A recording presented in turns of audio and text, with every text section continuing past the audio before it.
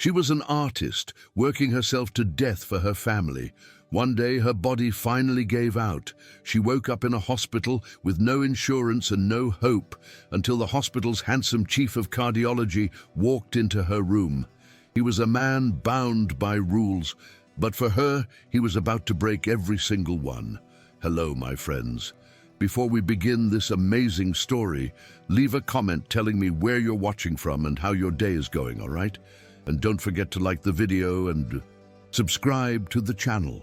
The acrid smell of burnt coffee, a scent she no longer registered, hung perpetually in the stale air of Clara Pierce's cramped Philadelphia apartment, a silent, pervasive testament to her relentless schedule. For what felt like an eternity, but was in reality only 3 days, sleep had transformed from a basic human need into an unattainable luxury, a cruel indulgence she simply could not afford. A formidable client, the biggest she had ever managed to secure in her precarious freelance career, had inexplicably decided to move up the deadline for an entire children's book series, sending a ripple of frantic energy through her already overtaxed system. Pinned haphazardly to the corkboard above her monitor, stark against the faded cork, was her younger brother's tuition bill, a vivid, almost fluorescent yellow rectangle that served as a constant, unforgiving reminder of the profound, crushing weight of responsibility she carried, of precisely why she pushed herself to such unimaginable extremes. Her vision, usually so sharp and discerning, began to blur at the edges. The whimsical, vibrant dragon she was painstakingly rendering on her tablet screen, now swimming before her eyes in a hazy, distorted watercolor dream, its cheerful scales losing definition and bleeding into a single, amorphous blob of color. A sudden, sharp, and intensely agonizing pain blossomed in her chest. A cruel, suffocating flower that stole the very breath from her lungs, leaving her gasping. She instinctively gripped the edge of her worn, particle-board desk, her knuckles turning a ghostly white against the dark wood, her fingers digging in as if to anchor herself against an invisible force threatening to pull her under. The floor beneath her feet seemed to tilt precariously, the entire room lurching as if caught in a sudden, violent earthquake, while the cacophony of city sounds outside her window, the mournful, distant wail of a siren, the rhythmic, low rumble of the scepter train rattling its way down the tracks, faded abruptly into a dull, almost imperceptible roar, a world muted and receding. Her last conscious thought as the darkness enveloped her was not of the looming deadline or the ever-present tuition bill, but of the faint, almost forgotten scent of turpentine, a potent, nostalgic aroma that clung to her old oil paints. A smell that had once, in a lifetime that felt impossibly distant, reminded her of a time when she painted purely for the exhilarating, unadulterated joy of creation, not merely for the grim imperative of survival.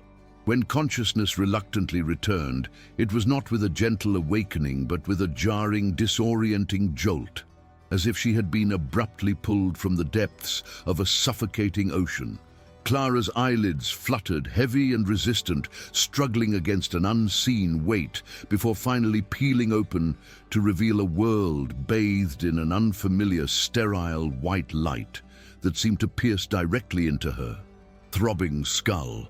Her ears registered a cacophony of foreign sounds, the rhythmic, insistent beep, beep, beep of unseen machinery, the hushed, almost reverent murmur of voices just beyond her immediate field of vision, and the unsettling cold hiss of oxygen flowing steadily through a thin, clear tube that now rested beneath her nostrils, feeling alien and intrusive against her skin. A sensation of profound weakness permeated every fiber of her being, her limbs feeling like lead, heavy and unresponsive, as she attempted to make sense of her new, bewildering surroundings. The ceiling above her was a pristine, unblemished white, adorned with fluorescent light panels that hummed faintly, casting an unforgiving glow. Her gaze drifted slowly, languidly, taking in the antiseptic-smelling room, the array of unfamiliar medical equipment meticulously arranged around her bed, each piece gleaming with clinical precision. A stark, bewildering realization began to dawn upon her, chilling her to the bone. She was not in her cluttered apartment, surrounded by her beloved art supplies and the comforting chaos of her work. She was in a hospital, a chilling confirmation that the life she had so fiercely clung to, the one dictated by deadlines and debts, had finally, dramatically, irrevocably given way. A silent, desperate question formed in the deepest recesses of her mind, unvoiced yet echoing with profound urgency. How did I get here?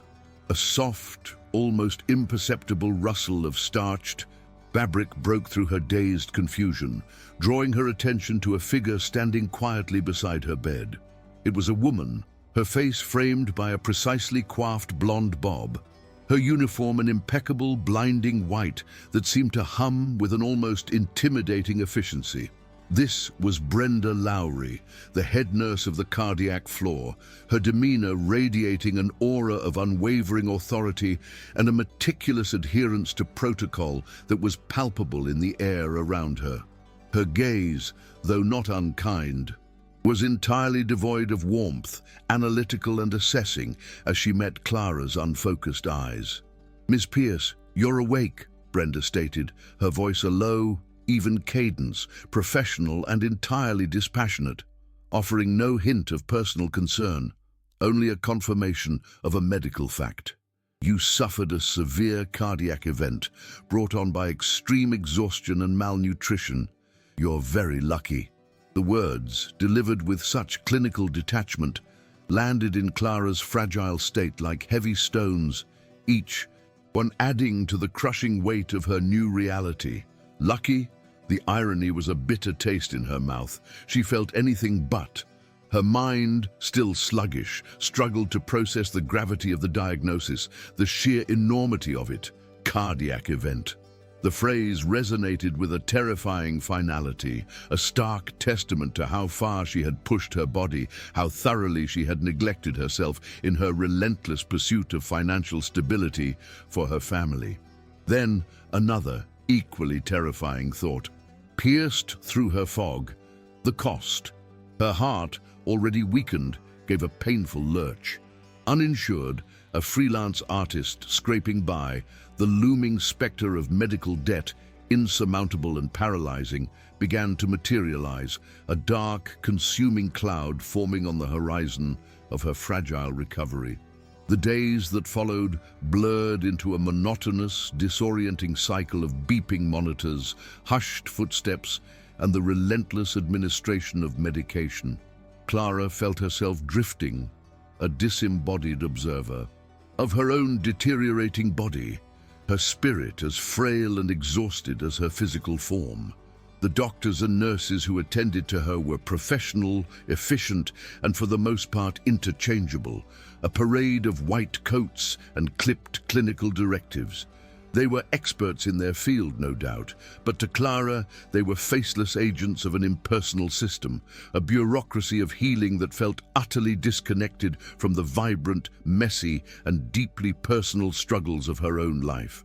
She had always prided herself on her self-sufficiency, on her fierce independence, on being the one who took care of everyone else.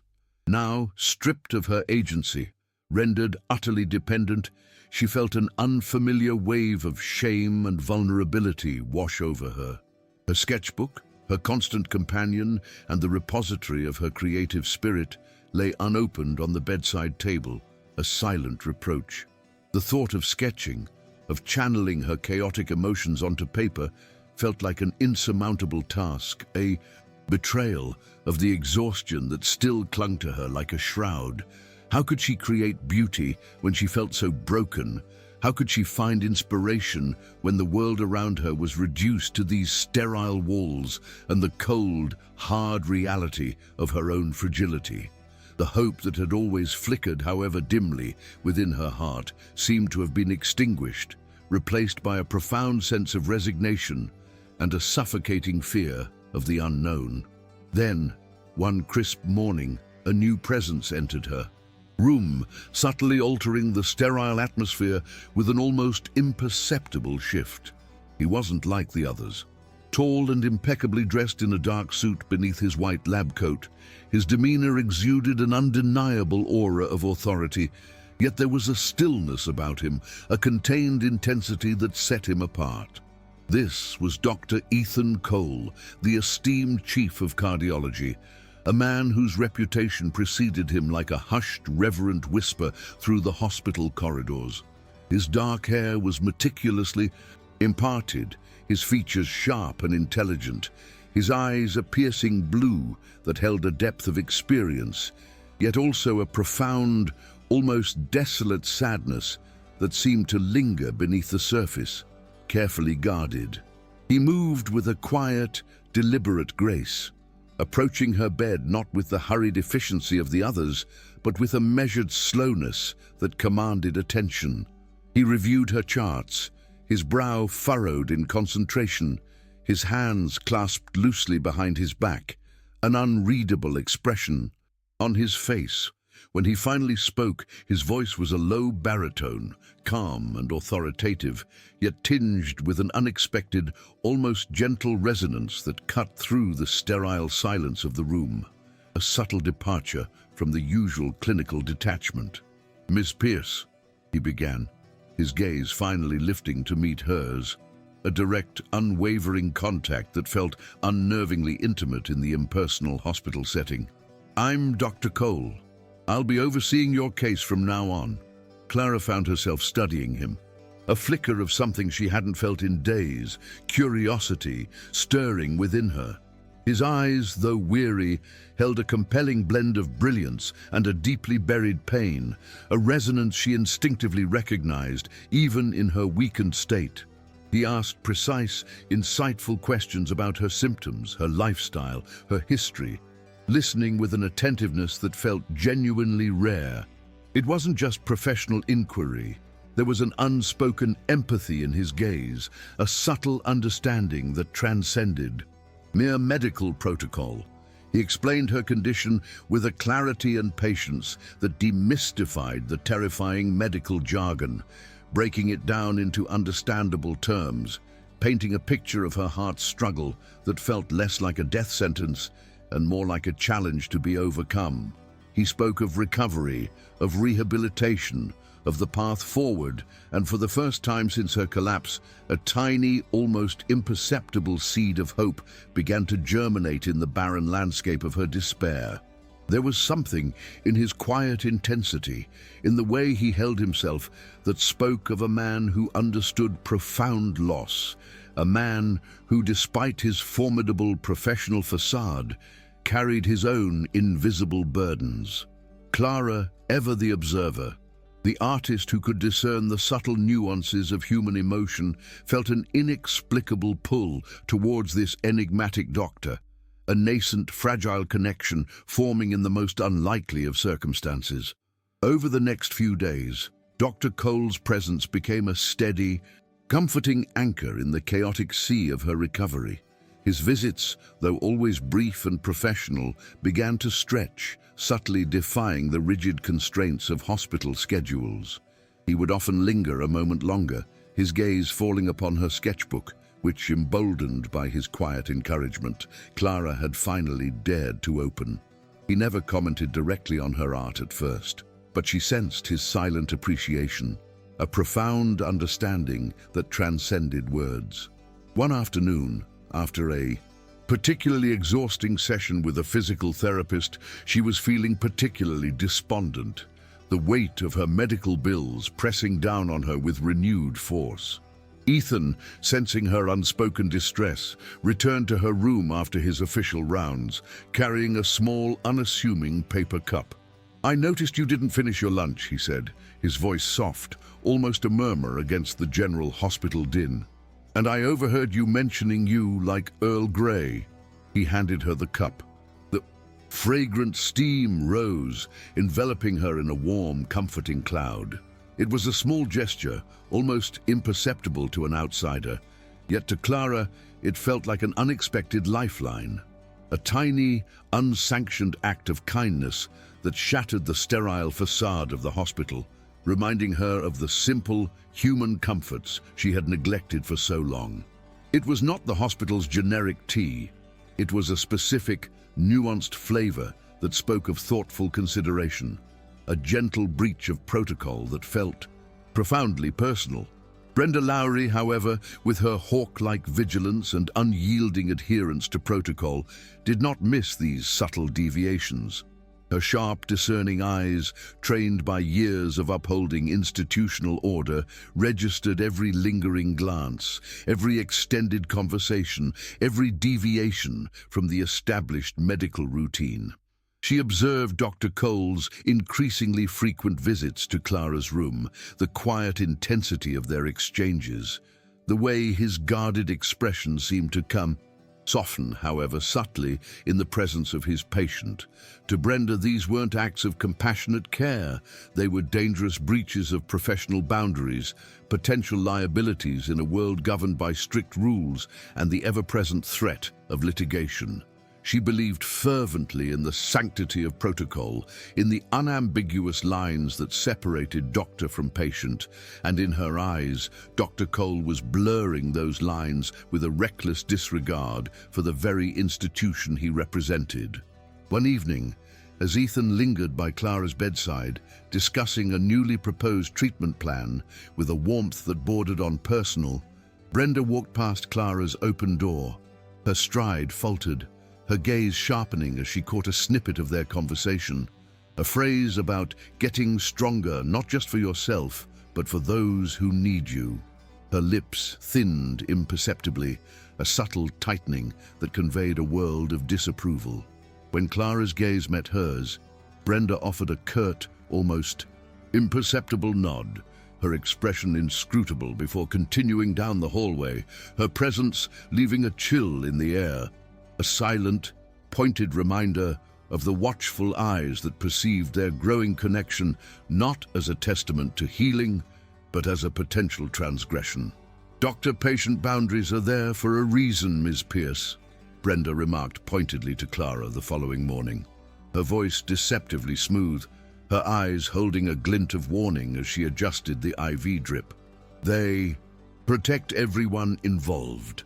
The subtle warning from head nurse Lowry lingered in the air long after she had departed, a faint, acrid residue that tainted the small comfort Clara had begun to feel.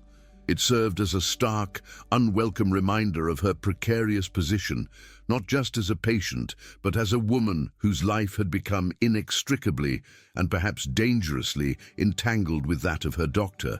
That night, sleep offered no respite, her mind a turbulent storm of anxieties. Yet, just as the city, outside her window, quieted into the hushed tones of pre-dawn, Ethan appeared in her doorway, a silhouette against the dim hallway light. He wasn't on duty. His formal suit had replaced the familiar white coat, and a profound weariness was etched into the lines of his face, a vulnerability he rarely allowed to surface. "I couldn't sleep," he confessed, his voice a low, gravelly murmur that seemed to hold the weight of 1,000 sleepless nights. "I saw your light was on. I hope I'm not intruding." He didn't wait for an answer, instead pulling a chair close to her bed, the quiet scrape of its legs against the linoleum the only sound in the room. In the ensuing stillness, cocooned from the relentless beeping of the cardiac floor, the carefully constructed walls between them began to crumble, brick by painful brick. He spoke of his fiancée, Amelia, not in a torrent of grief, but in quiet, fragmented memories. The way she used to laugh at his terrible jokes, her passion for classical music, the specific shade of blue she had wanted to paint their bedroom. He confessed the suffocating guilt that had been his constant companion since the car accident, a feeling that he, the brilliant doctor who saved lives, could have, should have, somehow prevented her death. As Clara listened, her own burdens felt, for a moment, less solitary. She found herself opening up in turn, her voice soft but steady, as she described the crushing weight of her father's bankruptcy, the deep, lingering depression that had followed, and the silent vow she had made to herself to become the unshakable financial pillar her family needed, even if it meant sacrificing herself in the process. "I just wanted to make sure they were safe," she whispered, the confession hanging in the air between them, raw and heavy with unshed tears. "I never stopped to think if I was." It was in that shared darkness, in that quiet exchange of vulnerabilities, that their connection deepened, transforming from a fragile spark of empathy into a steady, illuminating flame. The next day, driven by an impulse she couldn't quite articulate, Clara finally put pencil to paper with a renewed sense of purpose. Her sketchbook, once a mere tool of her trade and a log of her declining health, began to transform into something far more intimate, a visual diary of her burgeoning emotions.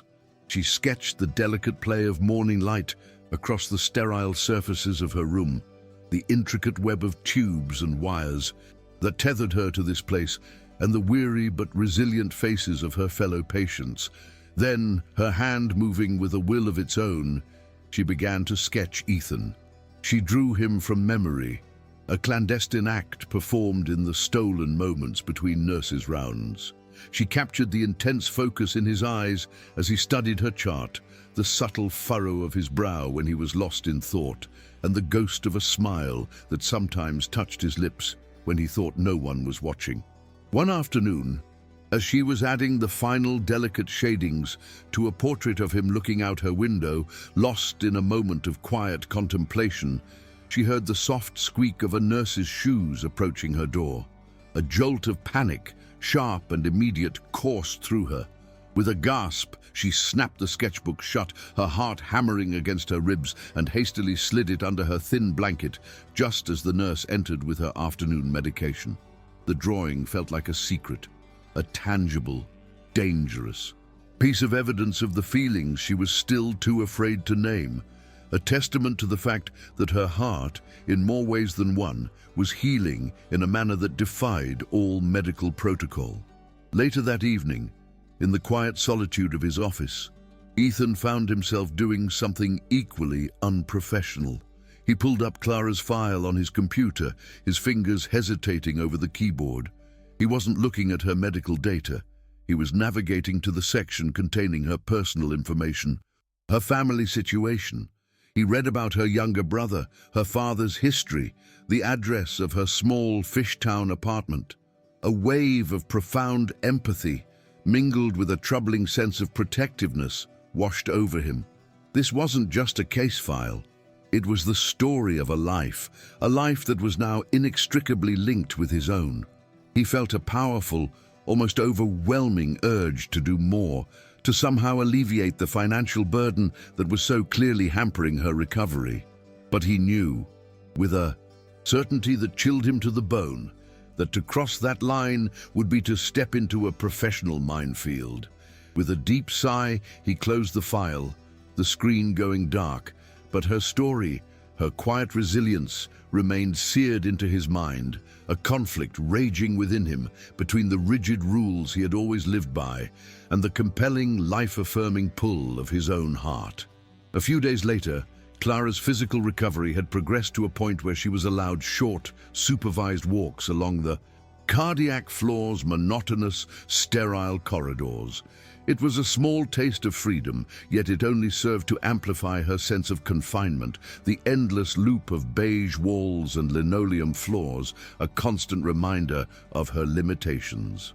One evening, as the sun began to dip below the Philadelphia skyline, casting long, dramatic shadows across the floor, Ethan appeared at her door, a look of quiet determination on his face. "I think you've seen enough of these hallways," he said, his voice low and conspiratorial. "There's something else I want you to see, but you can't tell anyone, especially not Nurse Lowry." A thrill of nervous excitement shot through Clara, a feeling she hadn't experienced in what felt like a lifetime. She trusted him implicitly. He led her away from the bustling cardiac unit through a series of quiet, seldom-used service corridors and up a flight of stairs to a heavy, unassuming metal door. When he pushed it open, a gust of cool evening air washed over them, carrying with it the faint scent of damp earth and blooming flowers.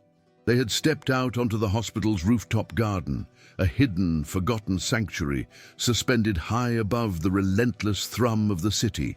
The space was a beautiful, chaotic tangle of overgrown planters filled with resilient wildflowers and fragrant herbs, with weathered wooden benches scattered amongst them.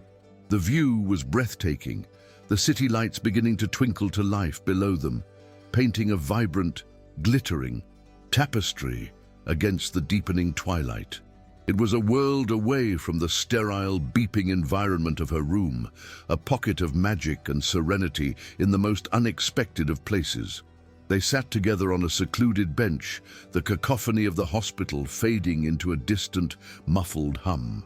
Here, suspended between the healing sanctuary of the garden and the sprawling, indifferent city below, the professional titles and institutional barriers that had defined their relationship seemed to dissolve into the cool night air. "I used to come up here with Amelia," Ethan confessed, his voice barely a whisper, the words carried on the gentle breeze. "She had a way of finding beauty in the most overlooked places. She would have loved your art." He turned to her, his gaze intense and unwavering, the last rays of the sunset illuminating the profound sadness and burgeoning hope in his eyes. "You have that same gift, Clara. You see the world, the real world, and you're not afraid to capture it." In that moment, something shifted irrevocably between them. It was more than a shared vulnerability. It was a profound, soul-deep recognition, a sense of having found a kindred spirit in the most unlikely of circumstances. Clara felt her own carefully constructed defenses crumble, her heart, so recently broken and battered, now swelling with a powerful, terrifying, and undeniably beautiful emotion. This was it, the point of no return. This clandestine meeting, this flagrant breach of professional distance, was a silent, mutual acknowledgement of the feelings that had been growing between them, a precious and perilous secret shared under the vast, star-dusted sky. As they sat in comfortable silence, watching the city lights flicker to life, both knew with a certainty that was both exhilarating and terrifying that their lives were now intertwined in a way that defied all rules and reason. Their secret rooftop sanctuary, however, did not remain a secret for long. In the sterile, fluorescent-lit world of the hospital, secrets had a way of seeping through the cracks, and Brenda Lowry was an expert at noticing the slightest of inconsistencies. Her suspicions, initially just a flicker of professional unease, had now hardened into a firm, unshakable conviction. Dr. Cole's behavior was not just unprofessional, it was a reckless endangerment of the hospital's reputation and a clear violation of the ethical code she had dedicated her life to upholding. She saw his actions not through the lens of compassion, but through the cold, unforgiving prism of institutional liability. Her belief in protocol was not born of a mere love for order. It was forged in the crucible of a past tragedy, a lawsuit years ago involving a different doctor and a different patient, a situation that had nearly crippled the hospital and had left an indelible mark on her professional psyche. She would not allow history to repeat itself, not on her watch. With a grim, almost righteous determination, she began her own quiet, meticulous investigation. She spent her breaks not in the staff lounge, but at the nurses' station, her eyes scanning computer screens with an unnerving focus. She printed out the visitor logs for Clara's room, her highlighter making sharp, precise yellow marks next to Ethan's name, noting the frequency and, more importantly, the unusual hours of his visits, many of which occurred long after his official shifts had ended. She cross-referenced his access in card swipes, noting the late-night entry to the restricted stairwell that led to the rooftop, a clear and damning piece of evidence in her growing file. Each piece of data, each observation, was another nail in the coffin she was methodically building for Dr. Cole's career. The culmination of Brenda's silent crusade came not with a dramatic confrontation, but with a quiet, calculated act of institutional warfare. One afternoon, after confirming every detail and meticulously documenting every perceived infraction, she sat down at her computer and began to type. Her fingers moved across the keyboard with a steady, resolute rhythm, each keystroke a small, sharp hammer blow against Ethan's carefully constructed career. She composed a formal public record complaint to the hospital's ethics committee, her language precise, clinical, and utterly devastating. She detailed Dr. Cole's unprofessional and preferential treatment of patient Clara Pierce, citing the after-hours visits, the unsanctioned gifts of non-hospital-approved items, and the inappropriate emotional intimacy that she alleged undermined the sacred trust of the doctor-patient relationship. She painted a picture not of a compassionate doctor going the extra mile, but of a coercive figure exploiting a vulnerable patient, a narrative that once set in motion would be nearly impossible to reverse. The complaint was a masterpiece of institutional humiliation, a weapon designed to trigger an immediate and severe response from the hospital's litigation-averse bureaucracy.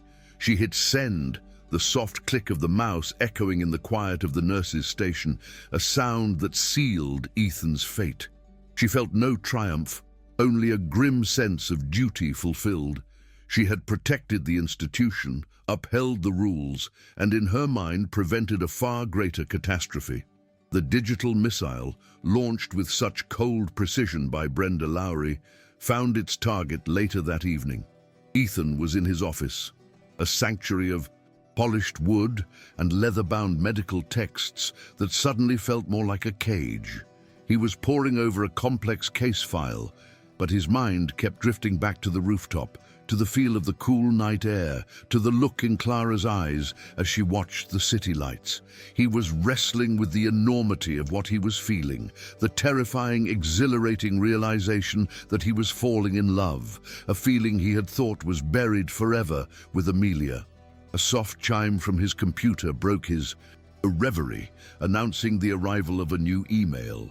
The subject line was stark, clinical, and immediately chilling. Official notice, summons to appear before the hospital ethics committee. His blood ran cold.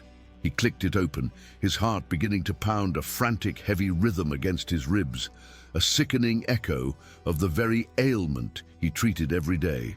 As he read Brenda's meticulously crafted accusations, the carefully chosen words twisting his acts of kindness into something sordid and manipulative, the color drained from his face, leaving behind a pallor of shock and disbelief. The sterile, quiet hum of his office suddenly seemed deafening, the walls closing in on him. The document was a declaration of war, a public accusation that threatened to shatter not just his career, but the very foundation of the life he had so painstakingly rebuilt. He stared at the screen, the words blurring before his eyes.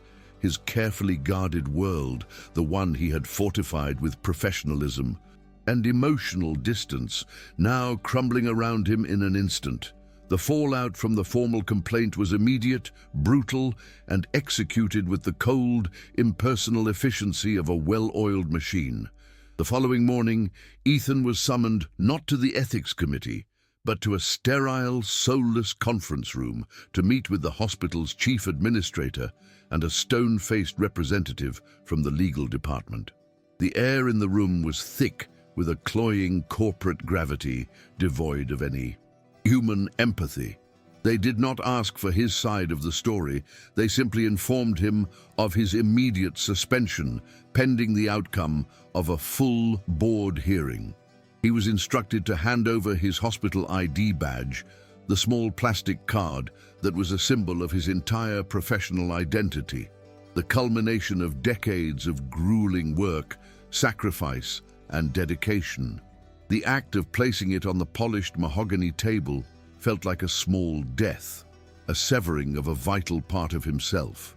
The walk out of the G hospital was a gauntlet of public humiliation. The hushed whispers that fell silent as he approached, the averted gazes of colleagues who had once sought his counsel, the pitying looks from the nursing staff, each one was a small, sharp blade against his already flayed nerves. He, Dr. Ethan Cole, the man who had built an unbreachable fortress of professionalism and respect, was now a pariah, his reputation disintegrating with every step he took towards the exit. The institution he had served with, unwavering loyalty, had turned on him, its bureaucratic teeth bared, ready to devour him to protect itself from the merest hint of liability. He was no longer a healer, he was a problem to be managed, a potential lawsuit to be neutralized. The cold glass doors slid shut behind him, and for the first time in years, he felt the suffocating weight of his grief for Amelia replaced by a new, sharper agony. The utter devastation of his life's work being systematically dismantled. Clara sensed the shift. Immediately, the comforting rhythm of Ethan's presence in her life was abruptly, jarringly broken. His absence was a palpable void, a silence that screamed louder than any alarm. The other doctors on staff were now painstakingly formal with her, their interactions clipped and brief, their eyes holding a new, unreadable caution. When she dared to ask a junior resident where Dr. Cole was, the young doctor stammered a vague, unconvincing reply about him being on leave before making a hasty retreat. It was a young, compassionate nurse named Maria, who had always shown her a quiet kindness, who finally, tentatively, told her the truth. In a hushed, hurried whisper during a late-night check of her vitals, Maria explained the suspension, the complaint filed by Nurse Lowry, and the looming board hearing. The news struck Clara with the force of a physical blow, knocking the wind from her lungs. An incandescent rage, fierce and protective, surged through her, momentarily eclipsing the fear and the lingering physical weakness. This was her fault. Her need, her vulnerability, had been twisted and weaponized against the one person who had shown her genuine, life-affirming kindness.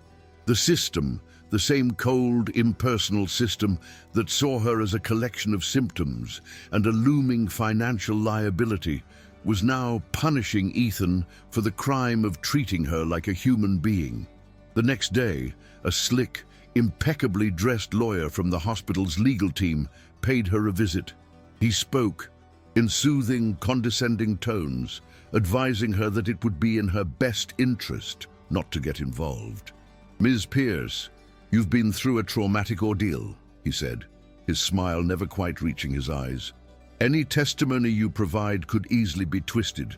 They could argue you were manipulated, that your judgment was clouded by your condition and gratitude. It's for your own protection that you remain silent." The thinly veiled threat was unmistakable. He was not there to protect her. He was there to protect the hospital by silencing a key witness. It was in that moment, facing the full, formidable force of the systemic antagonist, that Clara's internal turning point arrived. She was done being a passive victim. Saving Dr. Cole was not another heavy burden to be shouldered out of a sense of obligation. It was the first, definitive choice she was making for her own heart, for her own newfound belief that she and the love she felt were worth fighting for. The day of the board hearing arrived, a grey, oppressive morning that mirrored the dread coiling in Clara's stomach. She had discharged herself from the hospital the day before, against the cautious advice of her new attending physician, feeling a desperate need to reclaim some semblance of her own life before walking into the lion's den. The hospital boardroom was even more intimidating than she had imagined. A cavernous space dominated by a long, gleaming mahogany table, surrounded by stern-faced board members who looked more like corporate executioners than arbiters of justice. Ethan sat at one end of the table, his lawyer beside him, looking pale and diminished, a shadow of the confident man she knew. At the other end, Brenda Lowry sat ramrod straight, her expression a mask of righteous conviction, the institutional power she wielded radiating from her like a chilling aura. Clara entered the room quietly, her worn leather sketchbook clutched in her hands like a shield. A murmur rippled through the room. Ethan's head snapped up, his eyes widening in a mixture of shock, fear, and something else, a flicker of desperate hope. The hospital's lawyer shot her a look of pure venom, but she ignored him, her gaze fixed on the impassive face of the board chairman. "I believe you are missing a crucial piece of evidence," she stated, her voice trembling slightly but clear and resonant in the tense silence. "And I am here to present it." Before anyone could object, she walked to the head of the room, connected her tablet to the large projector, and took a deep, steadying breath. The first image that flashed onto the screen was not a piece of medical data, but a drawing, a simple, evocative sketch of a hand holding a steaming paper cup of tea. "This was drawn on the 3rd day after my admission," Clara began, her voice gaining strength and confidence with every word as she narrated the powerful visual story contained within her sketchbook. "My blood pressure had been dangerously erratic for 72 hours. I was despondent. I had given up. That afternoon, Dr. Cole broke protocol. He didn't bring me hospital-approved tea. He brought me my tea, Earl Grey. He remembered a passing comment I'd made." She clicked to the next slide, a chart from her own medical record she had requested. "As you can see, 2 hours after this unprofessional gesture, my blood pressure stabilized for the first time. It remained stable for the rest of my stay." She continued, her presentation a seamless, irrefutable tapestry of art and science. A sketch of Ethan patiently drawing a diagram of a heart on a whiteboard to explain a complex procedure was juxtaposed with a note from her file showing her informed consent was given with unusual clarity and reduced patient anxiety. A vibrant, hopeful watercolor of the rooftop garden at sunset was displayed next to a graph showing a significant improvement in her blood oxygen levels and a decrease in her reliance on sleep medication in the days that followed. "Ms. Lowry accuses Dr. Cole of fostering an inappropriate emotional intimacy," Clara declared, her gaze sweeping across the stunned faces of the board members before finally landing on Brenda, whose mask of conviction was beginning to crack. "I am here to tell you that this inappropriate intimacy was, in fact, a masterclass in compassionate medicine. He wasn't just treating my symptoms, he was treating my soul. He was reminding a woman who had forgotten how to live that her life was worth saving." She concluded with the final secret sketch, the portrait of Ethan lost in thought by her window. "He did not coerce me. He inspired me. He gave me back my art, and in doing so, he gave me back my life. If that is a violation of hospital protocol, then I suggest you rewrite your protocols." The humiliation in the room had been completely reversed. The cold, bureaucratic process had been flooded with undeniable, irrefutable humanity. The silence that followed Clara's presentation was profound, broken only by the quiet, rhythmic hum of the projector. The board members exchanged long, meaningful glances, their stern facades having melted away, replaced by expressions of dawning understanding and, in some cases, outright admiration. The hospital's lawyer shuffled his papers, his face flushed, his carefully prepared case now in ruins. Brenda Lowry stared at the screen, at the vibrant, emotional evidence of a healing journey she had been utterly blind to, her rigid belief in. The black and white of the rules, suddenly confronted with a world of undeniable, life-saving color. After a brief, whispered consultation, the chairman cleared his throat. "The board finds that Dr. Cole's actions, while at times unconventional, were undertaken with the patient's best interest at heart and directly contributed to a positive medical outcome," he announced, his voice resonating with a newfound gravity. "The complaint is dismissed. Dr. Cole, you are reinstated, effective, immediately." A wave of collective relief washed through Clara, so potent it almost buckled her knees. It was over. Later, as they walked out of the boardroom, leaving the wreckage of the hearing behind them, Ethan was uncharacteristically silent. He led her not towards the main exit, but back towards the quiet service corridors, back to their rooftop sanctuary.